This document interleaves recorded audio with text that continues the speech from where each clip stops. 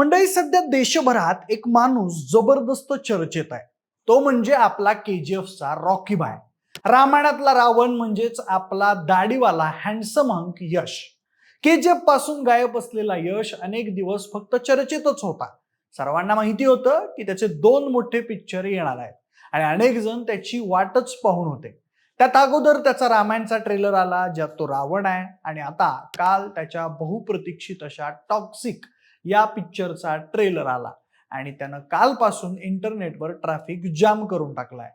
मागे काही दिवसांपूर्वी या पिक्चरचा फक्त छोटासा टीजर आलेला होता, तेव्हा त्याच्यात दाखवलेल्या हिंसा आणि काही बोल्ड सीन्समुळे त्यावर बरीच टीका झालेली होती आणि त्यानंतर त्याची रिलीज डेटही लांबत चालली होती.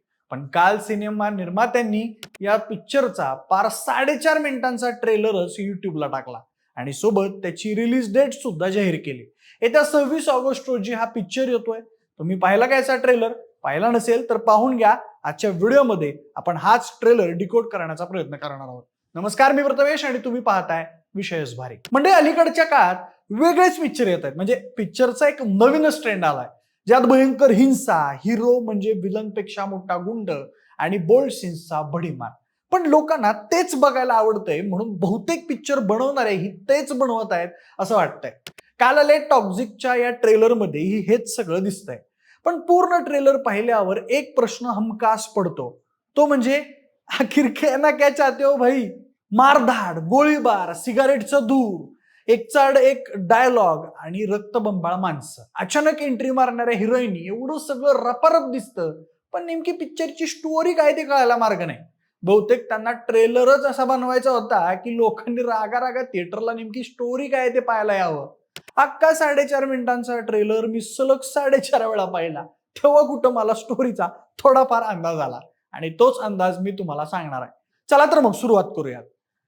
टॉक्झिकचा ट्रेलर सुरू होतोय एका अतिशय डार्क वातावरणातून. पाऊस सुरू आहे आणि एक लहान मुलगा त्याच्या बापाची माफी मागताना दिसतोय. त्याचा बाप म्हणजेच यश अचानक त्याच्यावर बंदूक रोखतो आणि ट्रेलर सुरू होतो. सीन भारीच घेतलाय, त्यात काही वाद नाही. जसा ट्रेलर पुढे जातो तसं एक चित्र स्पष्ट होऊ लागतं. माझ्या अंदाजे हा सिनेमा एका बापाची आणि त्याच्या मुलाची गोष्ट असू शकते. आणि विशेष म्हणजे दोन्ही भूमिका यशच साकारत असल्याचं ट्रेलर मधून तरी दिसतंय. म्हणजेच आपल्याला एका सिनेमात यशचे वेगवेगळे अवतार पाहायला मिळणार आहेत.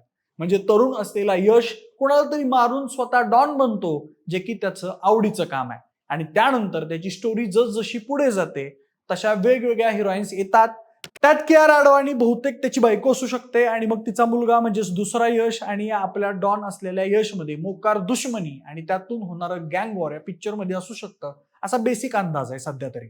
पण मी काही एवढा शुअर नाही आहे. ट्रेलरच्या शेवटी वृद्ध झालेला डॉन म्हणजेच पांढरी दाढी असलेला यश, ज्याचं नाव राया आहे, आपल्या मुलासोबत म्हणजेच दाढी नसलेला यश यांच्यात थेट आमने-सामने फायटिंग सीन आहे. म्हणजेच सुरुवातीला दाखवलेलं बाप पोराचं नातं पुढे जाऊन एका भयानक संघर्षात बदलतं हे तरी कळतंय.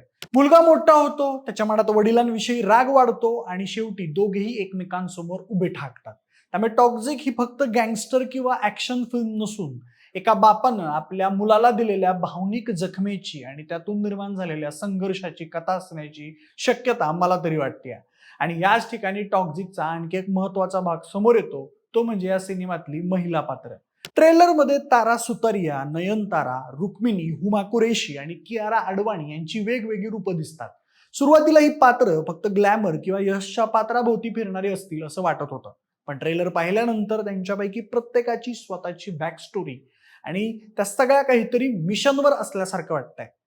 कियाराचा हा पहिलाच कन्नड आणि पॅन इंडिया प्रोजेक्ट आहे. चित्रपटात ती अतिशय आक्रमक आणि बोल्ड अवतारात दिसणार आहे. लेडी सुपरस्टार नयनतारा चित्रपटात यशच्या बहिणीच्या भूमिकेत आहे. ट्रेलरमध्ये ती सुपर बाईक चालवताना आणि जबरदस्त ऍक्शन सीन्स करताना दिसली आहे. त्यासोबतच हुमा कुरेशी चित्रपटात एका पॉवरफुल आणि लेडी गँगस्टरच्या रूपात दिसणार आहे. तारा सुतारियाचेही एक महत्वाचे पात्र असल्याचं ट्रेलरमध्ये दिसून येत आहे. ऍक्शन सीन्स मध्ये ड्रॅमॅटिक ट्विस्ट मध्ये ताराच्या पात्राचा मोठा वाटा आहे असं दिसतंय. आणि कांतारा चॅप्टर 1 फेम अभिनेत्री रुक्मिणी या चित्रपटात हातात बंदूक घेऊन एका सीन मध्ये दिसली आहे. त्यामुळे इतक्या स्त्री पात्रांनी एक प्रकारची उत्सुकता निर्माण होते. विशेष म्हणजे या पिक्चरची डायरेक्टर पण एक महिलाच आहे. गीतू मोहनदास यांनी हा चित्रपट दिग्दर्शित केला आहे. सोबतच दक्षिणेतील प्रसिद्ध केव्हीएन प्रोडक्शन्स आणि यशचं स्वतःचं मॉन्स्टर माइंड क्रिएशन या दोघांनी मिळून या चित्रपटाची निर्मिती केली आहे. चित्रपटाचं बजेट 500 ते 800 कोटी असल्याचं सांगितलं जात आहे. नयनताराचं पात्र ताकदवान वाटतंय, तर कियारा अडवाणीचं पात्र कदाचित यशच्या आयुष्यात सर्वात महत्वाचं ठरणार आहे.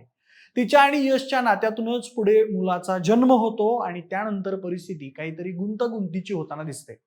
बहुतेक कियाराचा मृत्यू झालेला असू शकतो. थोडक्यात राया एक ताकदवान गँगस्टर आहे. त्याच्या आयुष्यात अनेक महिला येतात, पण त्यापैकी कियाराच्या पात्राशी त्याचं काहीतरी वेगळं नातं निर्माण होतं. त्यांना एक मुलगा होतो. मात्र राया आपल्या सत्ता, ताकद आणि स्वतःच्या जगात इतका अडकतो की मुलाकडे दुर्लक्ष होतं आणि ज्याला लहानपणी वडिलांकडून प्रेम आणि आधार मिळायला हवा होता, त्याच्या मनात उलट वडिलांविषयीच द्वेष तयार होतो. पुढे हाच मुलगा मोठा झाल्यानंतर आपल्या वडिलांविरोधात उभा राहतो.